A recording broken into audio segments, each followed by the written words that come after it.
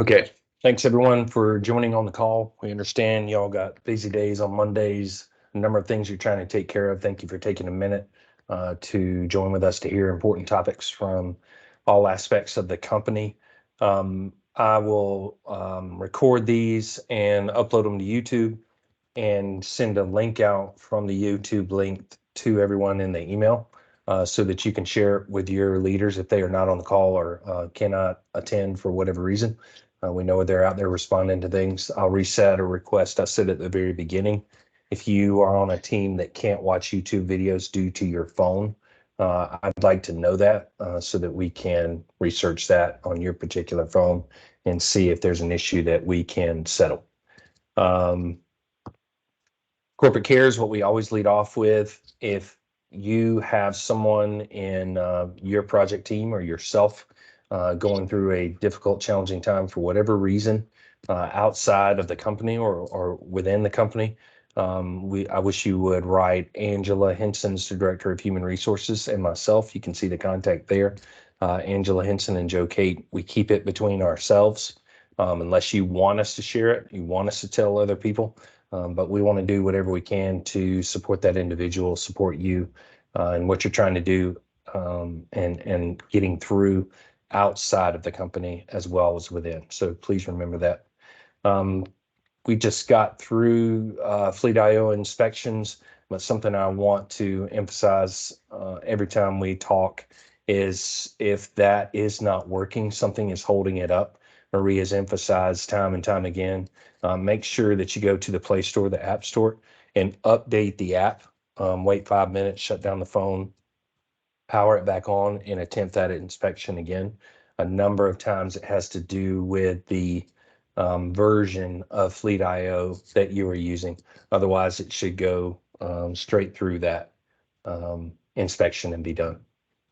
What two things do these three items have in common? Fire extinguisher, milk, and Chinese food. If you are looking for them, it's good to find them and see them there.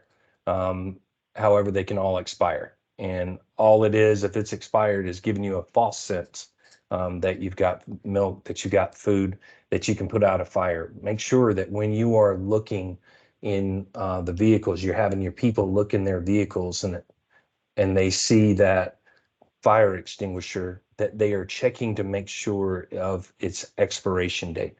If you don't have a safety inspector as part of your project, we want to make sure that you're getting someone in that area to come and review those extinguishers as well as any extinguishing device in your warehouses on a periodic basis. Safety team can tell you how often. I can't remember if it's 6 months or 12 months, but regardless, you're supposed to have that checked out. Also, in regards to safety, the message this month is beat the heat. You should have an email that lists the safety topics that you are sharing with your people and the fundamentals that you would share with them in terms of this very hot month, being outside, working outside, in terms of hydration, in terms of eating, in terms of sunburn, anything left in a car, things like that, and taking scheduled rest breaks. So if you are not getting that email that comes out on Sunday nights, please email me, Joe Kate, CATE. I will double check that and give that email to safety when they are sending that out, because they're sending it out from an automated list. We need to get you added to that automated list. Also, in terms of heat, this app, looks like this in the bottom left, is being pushed out to the majority of the phones, and it is a heat safety tool from the Centers for Disease Control and Prevention. Want to make sure that you notice that you use it. Gives tailored information from your area that you can use to evaluate where you are, what you're doing, what your people are doing, making sure we're double checking on them with the heat. The cell phone order form, something that Dolores wanted to emphasize, is kind of multiple things on that order form. There are a number of things that are triggered as part of Angela's process that she shared with you that automatically make certain tasks happen with regards to new hires. The mobile device request form is still requested as it was before that process, because that request form is used for multiple reasons far beyond the ordering of that phone. They use them for records.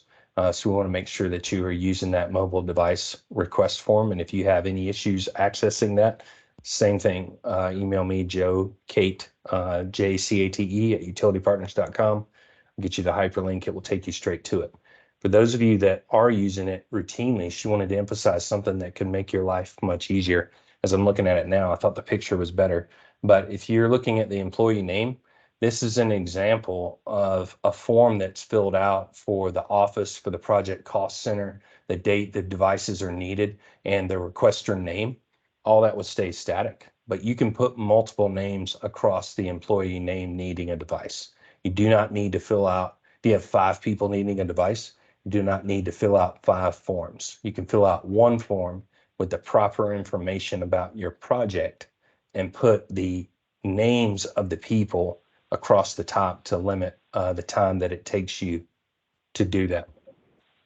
So again, put multiple names across that employee name line and save yourself some time and effort.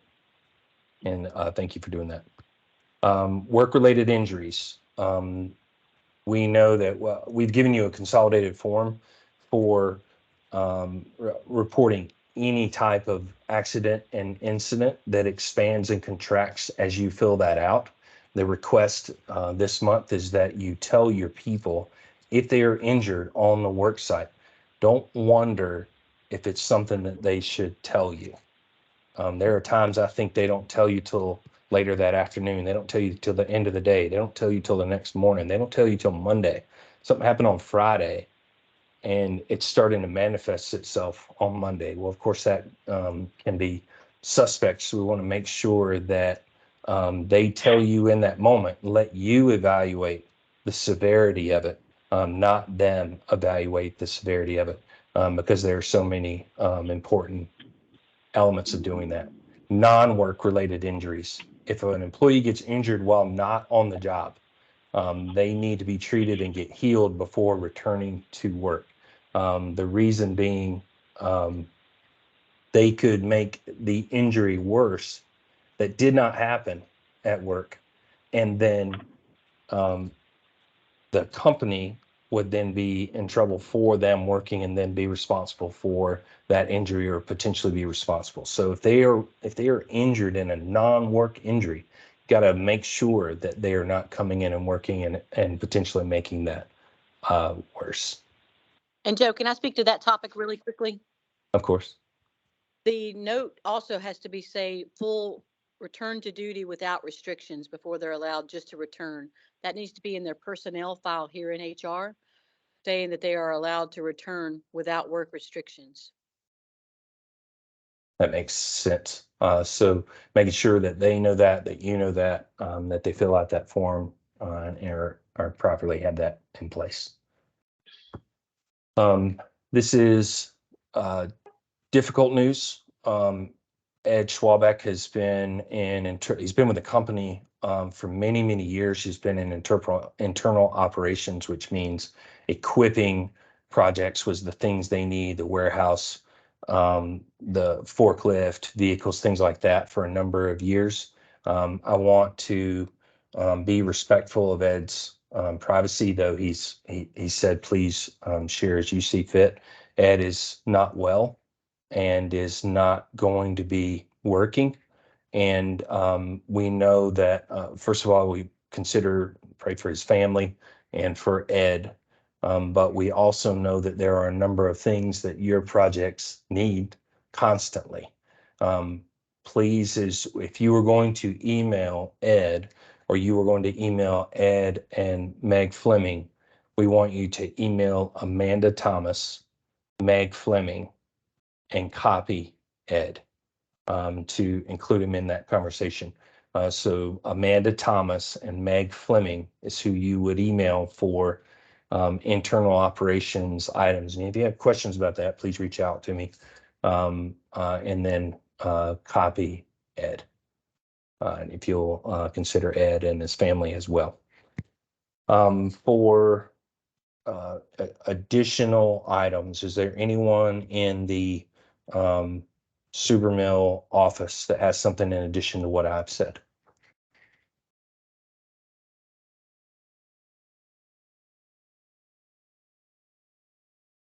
Okay.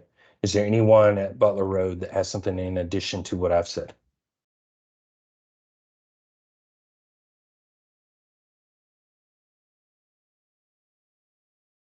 Okay. Any senior field operations managers in the field have something in addition to what I've said?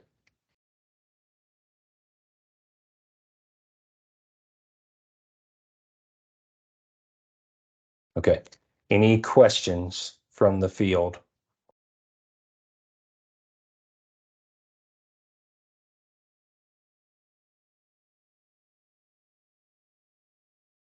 Okay. Thank you so much for tuning in. I'm gonna download this. I'll send it out to you. If you got any questions about what we've said, you just don't want to ask it in front of 50 people, just write me directly, jcate@utilitypartners.com. We thank you so much for what you're doing out there, and the elements for what you're doing at your desk, at two massive screens in your computer, making sure that our data is correct. We thank you for what you do with our customers, how you treat them, not only the utility customer, but also the customer there, the homeowner, wherever they may be. We appreciate you and hope you have a great week.